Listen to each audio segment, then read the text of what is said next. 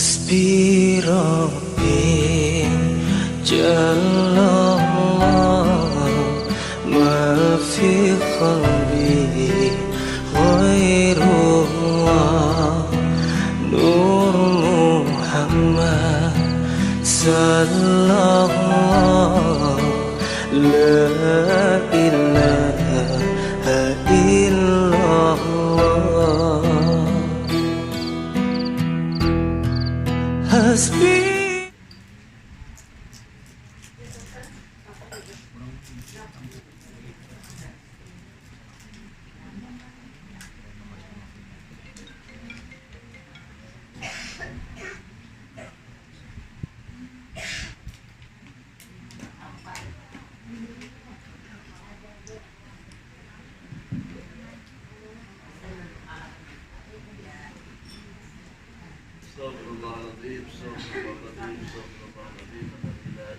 هو الحي القيوم واتوب اليه. الفاتح بنية التعلم والتعليم والتذكر والتذكير والنفع والانتفاع الى ارواح والدينا ووالديكم وامتنا وامتكم وامة المسلمين والمسلمات والمؤمنين والمؤمنات وخصوصا الى روح مؤلفة الكتاب الحبيب عبد الله بن علوي بن محمد الحداد بعلوي وجميع سادة نبي علوي وجميع مشايخنا معلمينا ووالدينا ووالديكم وأماتنا وأماتكم وأمات المسلمين والمسلمات وإلى حضرة النبي محمد صلى الله عليه وآله وصحبه وسلم. الفاتحة. أعوذ بالله من الشيطان الرجيم. بسم الله الرحمن الرحيم. الحمد لله رب العالمين الرحمن الرحيم مالك يوم الدين. إياك نعبد وإياك نستعين اهدنا الصراط المستقيم صراط الذين أنعمت عليهم غير المغضوب عليهم ولا الضالين آمين. رضي الله عنكم وقال رضي الله تعالى عنه وأرضاه. وقال المؤلف رحمه الله ونفعنا به وبجميع علومه في الدارين آمين. وليبالغ في تنقية قلبه الذي هو موضع نظر ربه من الميل إلى شهوات الدنيا ومن الحقد والغل والغش لأحد من المسلمين ومن الظن السوء بأحد منهم كما قال رضي الله تعالى عنه وأرضاه. Alhamdulillah, kita panjatkan puji syukur kehadirat Allah Subhanahu wa taala. Pada saat ini masih kita bersama berkumpul di majelis Miftahul Jannah dalam keadaan sehat walafiat. Amin. Mudah-mudahan kita selalu diberikan kesehatan oleh Allah Subhanahu wa taala. Mudah-mudahan juga ini menjadikan perantaraan dosa kita semua diampuni oleh Allah Subhanahu wa taala. Amin. Allahumma amin. Allahumma amin.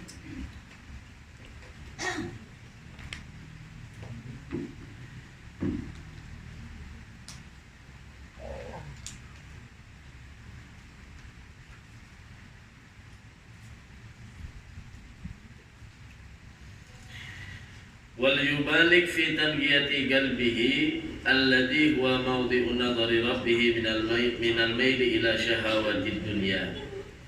Al-Habib Abdullah bin Alawi bin Muhammad Al-Haddad, beliau menerangkan di dalam kitabnya Adab Sulukil Murid, daripada adabnya orang-orang yang harus membersihkan, menjaga daripada hati-hatinya. Kemarin kita sampai ke pembahasan al-muraqabah. Muraqabah artinya selalu mawas diri, merasa selalu diperhatikan oleh Allah Subhanahu wa taala atas segala sesuatu yang dia kerjakan, entah itu ibadah atau kesehariannya, yang kepada muamalahnya, muasyarahnya kepada makhluknya Allah Subhanahu wa taala. Maka itu adalah pagar, adalah hijab bagi orang yang akan dijaga hatinya oleh Allah Subhanahu wa taala dari perilaku kemaksiatan. daripada perilaku rusaknya hati karena condong terhadap kemaksiatan atau kepada hal yang bisa merusak daripadanya hati orang tersebut. Maka di sini Al-Habib Abdullah menerangkan agar kita benar-benar bisa menjaga hatinya kita, waliyubalik fi tanqiyati qalbihi, maka hendaklah seseorang tersebut dia benar-benar atau bersungguh-sungguh fi tanqiyati qalbihi, di dalam membersihkan, mensucikan hatinya. Benar-benar dia usahai agar hatinya tadi itu menjadi hati yang sofi, hati yang murni hanya kepada Allah, hati yang bersih daripada segala penyakit hatinya. Alladhi huwa mawdi'u nadhari rabbih, yang mana hati kita ini adalah tempat pandangannya Allah Subhanahu wa taala. Rasul sallallahu alaihi wasallam bersabda, Innallaha yanzuru ila qulubikum. Ya, Allah Subhanahu wa taala itu memandang kepada hati-hati kalian. Ya. Allah tidak memandang kepada amal. Allah tidak memandang kepada badan. Allah tidak memandang kepada jasad. Adapun badan ini pandangannya manusia. Adapun jasad ini adalah daya tarik manusia. Daya tariknya Allah, pandangannya Allah itu ada di hati-hatinya kita. Bagaimanapun kita bersolek, yang dipandang Allah itu adalah hatinya. Bagaimanapun pakaiannya kita, yang dipandang adalah hatinya. Bagaimanapun mulutnya kita, yang dipandang hatinya. Bagaimana pandangan mata kita, yang dipandang Allah hatinya. Tangannya kita, kakinya kita, semuanya yang dipandang Allah itu adalah hatinya. Maka dari itu berusahalah kita, kata Habib Al-Haddad, untuk benar-benar membersihkan daripada hatinya kita. Dari apa? Minal maili, daripada condongnya hati kita tadi. Condong hati kita kepada apa? Ila syahawati dunia, kepada cinta terhadap dunia. Kenapa? Karena hubbud dunya ra'su kulli khati'ah, kata Rasulullah. Cinta kepada dunia itu adalah pangkal daripada segala kemaksiatan kepada Allah. Jadi jaga, kata Habib Al-Haddad, benar-benar apa? Hati kita ini benar-benar jaga, jangan sampai cinta sama dunia. Karena kita paham dunia ini tempat sementara bagi kita. Jangan sampai kita cinta dengan sesuatu yang sementara, apalagi sama isinya. Isinya dunia semua nih, isinya dunia. Sama dunia kita tidak boleh cinta, apalagi cuma sama isinya dunia.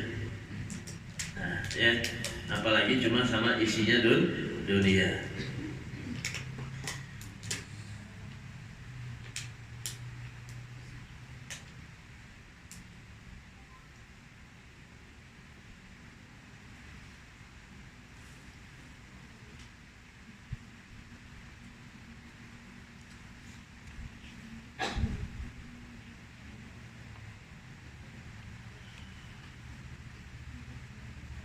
Subhanallah. Jadi kalau orang-orang yang dia mengerti benar-benar tentang dunia ini, maka dia tidak akan sedikit pun condong hatinya kepada dunia. Sayyidah Fatimah radhiyallahu taala anha itu anaknya Rasulullah. Sayyidah Fatimah itu pernah dibawa sama Rasulullah. Ditunjukkan sama Rasulullah SAW, suruh ngambil sama Rasulullah perhiasan. Dibawa ke pinggir sumur, diambil, dicibuk, banyak perhiasan emas. Kemudian apa kata Rasulullah? Ambil wahai Fatimah. Karena Sayyidah Fatimah ini senang indahnya perhiasan itu, diambil sama dia. diambilnya satu perhiasan itu. Kemudian kata Rasulullah, apa, wahai Fatimah, ambil lagi, jangan satu aja, ambil yang banyak. Apa kata Fatimah? Cukup satu, gak perlu banyak, satu aja cukup. Ketahuilah, kata Rasul sallallahu alaihi wasallam, wahai Fatimah, satu yang kamu ambil itu akan mengurangi daripada kenikmatan kamu nanti di akhirat. Satu yang diambil tadi akan mengurangi nikmat kamu nanti di akhirat.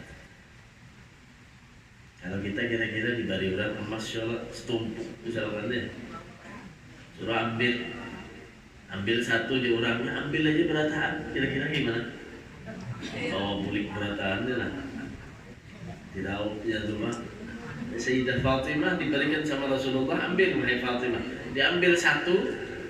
Kemudian kata Rasulullah, wahai Fatimah, ini yang kamu ambil satu akan mengurangi nikmatmu nanti di akhirat. Kenikmatanmu nanti di akhirat akan dikurangi dengan sebab kamu ambil satu perhiasan. Apa yang dilakukan oleh Sayyidah Fatimah? Dikembalikan emasnya yang satu tadi. Gak mau saya menukar kenikmatan yang ada di akhirat dengan kenikmatan emas yang ada di dunia. Subhanallah. Oh, kalau kita kan enak aja dulu urusan akhirat. Yang penting dunianya sudah dapat. Kadang dalam punya lagi.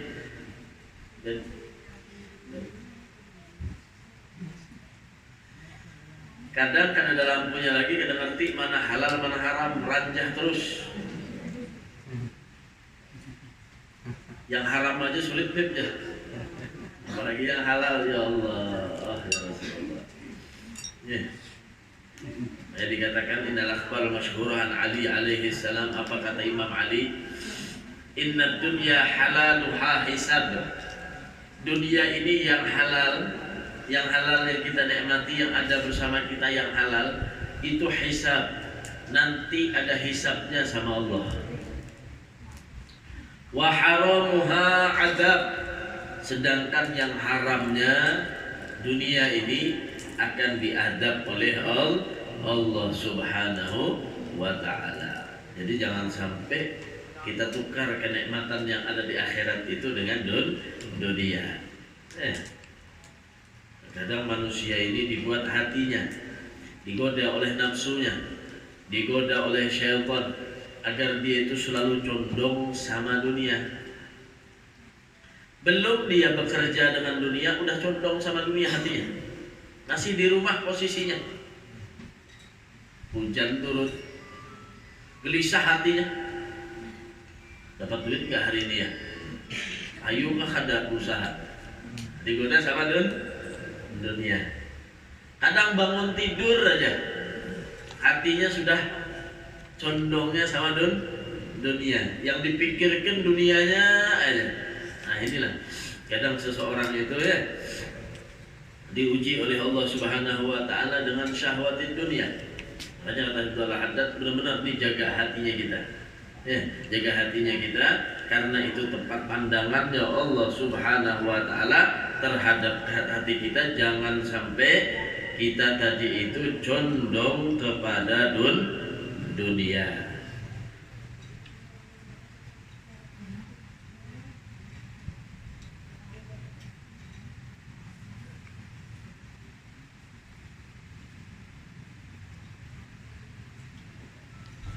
Ya Allah, ya Rasulullah, mudah-mudahan kita dijagakan daripada kejelekan-kejelekan dunia.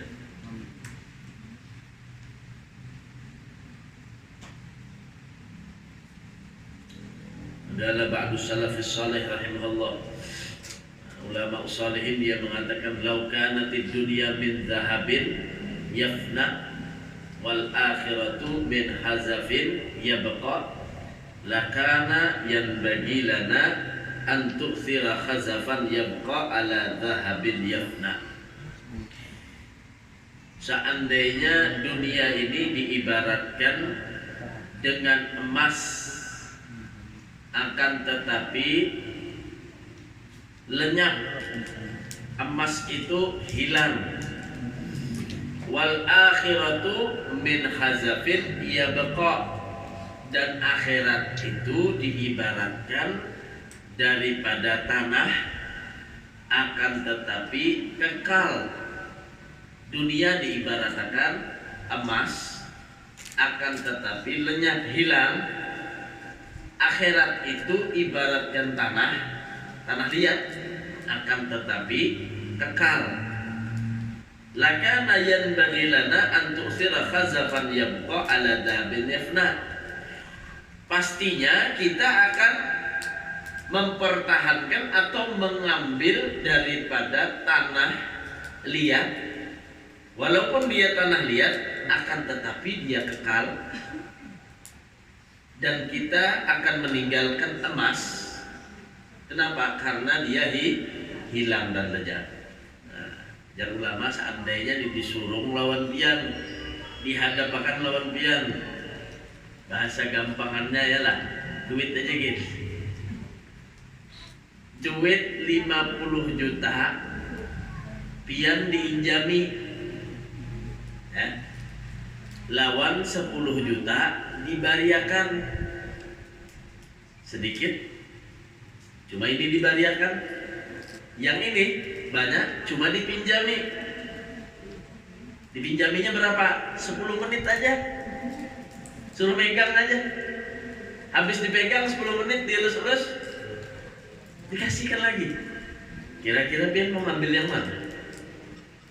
Sedikit, 10 juta aja, cuma dikasihkan.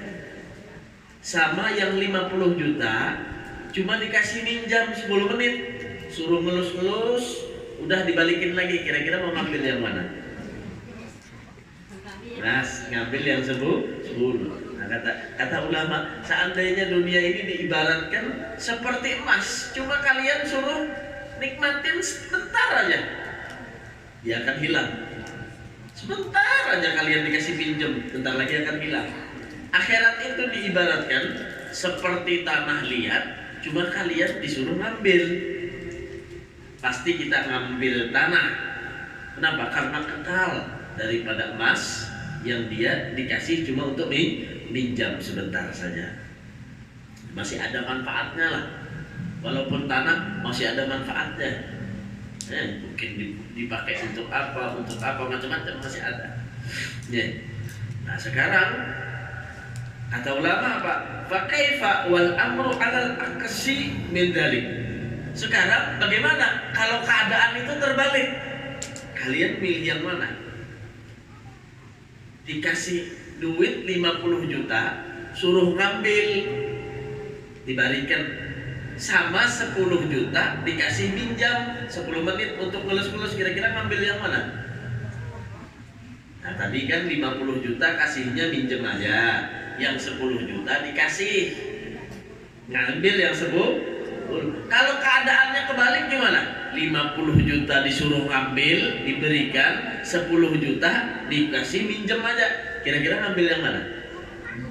50. Begitulah dunia dengan akhirat. Seandainya dunia ini diibaratkan emas, cuma hilang, dikasih pinjam sebentar. Akhirat semacam tanah liat, cuma untuk kekal selama-lamanya. Kita masih ngambil tanah liat. Kenapa? Karena dia kekal, emas kasih pinjam doang. Sekarang ini keadaannya terbalik, kata ulama. Akhirat itu ibarat kata emas yang kekal akan kalian miliki. Dan dunia ini betapa hinanya, hanya semacam tanah yang dikasih pinjam sama Allah Subhanahu wa ta'ala. Tentu kita harus ngambil apa? Emas dong. Apa itu? Akhirat. Dunia ini sementara bagi kita. Ya paling banyak kita punya tanah. Ujung-ujungnya balik lagi ke tanah dong. Nah, balik ke tanah, apa yang bisa kita nikmati terhadap dunia? Makanan yang sering kita makan. Bipe mau luntuk ketujuh banar bila pagi makan nasi kuning lawan wadai untuk. Tiap pagi itu bipe lawan teh segelas.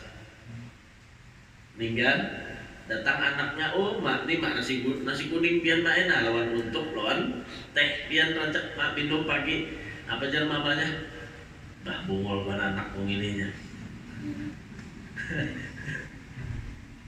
Datang anaknya, wa ila hadratin Nabi Muhammad sallallahu alaihi wasallam, khususan ila ruh mamaku fulanah binti fulan, al-Fatihah sampai walad dolin dibacakannya. Apa jar mamanya dalam kubur? Alhamdulillah aku beisian anak soleh wa solehah. Ini akhirat. Dunia gak bisa kita nikmati hadirin wal hadrat. Akan tetapi akhirat, orang yang sakit dibacakan Al-Fatihah. Apa kata Nabi? Orang yang sakit dibacakan surat Al-Fatihah. Al-Fatihah dimakmuri alam. Al-Fatihah itu bagi orang yang menghajatkan apa aja dibacakan Al-Fatihah akan diberikan kepada Allah Subhanahu wa taala. Biniyati syifa, dengan niat syifa. Seorang ulama kadang mereka datang ke majelis dalam keadaan pusing, banyak masalahnya. Di rumah udah banyak masalah. Kerjaan banyak masalah, anaknya banyak masalah. Datang ke majelis yang disampaikan orang masalah-masalah. Ketemu dengan orang yang penuh masalah hidupnya, mengatasi masalah.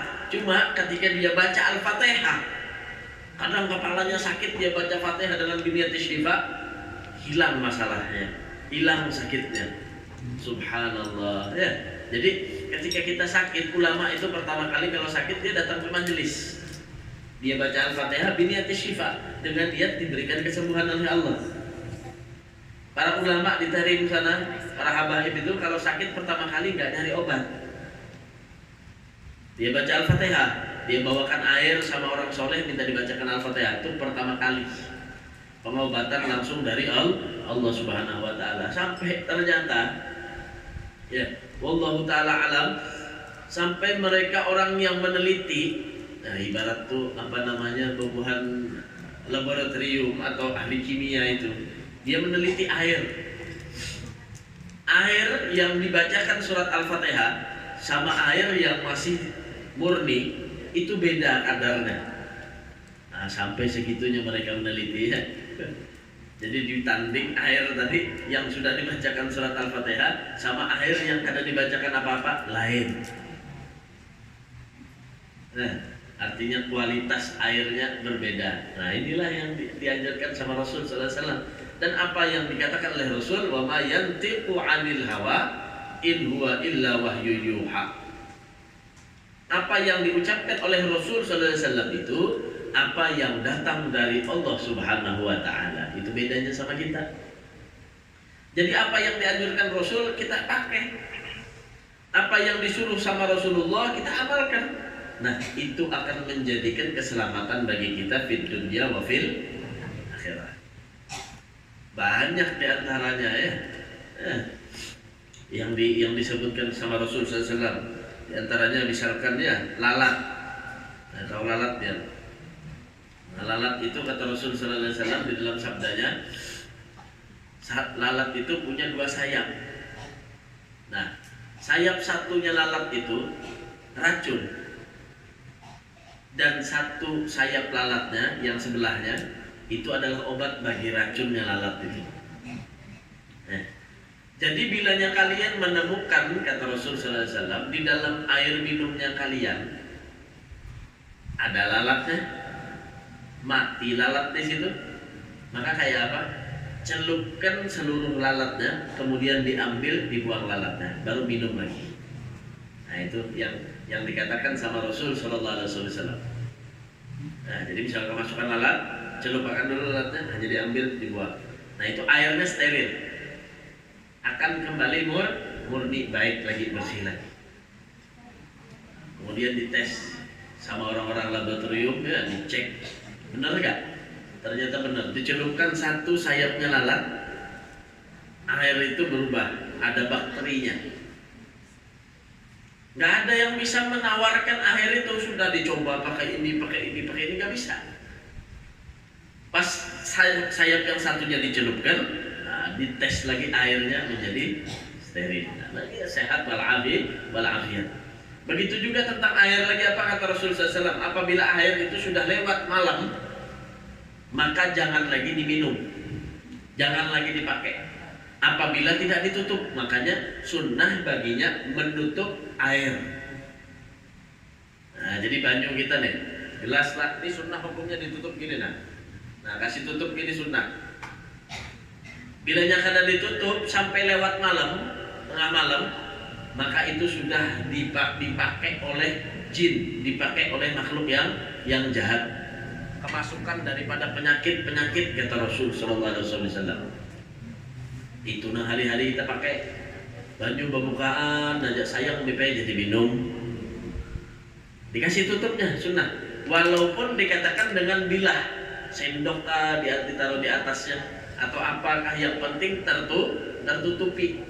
Nah itu hukumnya sunnah. Banyu mandi kayak itu juga.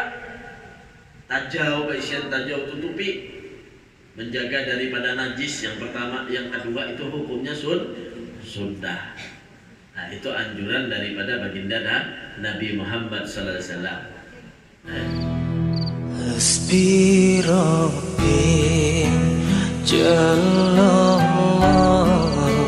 ma fi qalbi ghairullah Nur Muhammad sallallahu la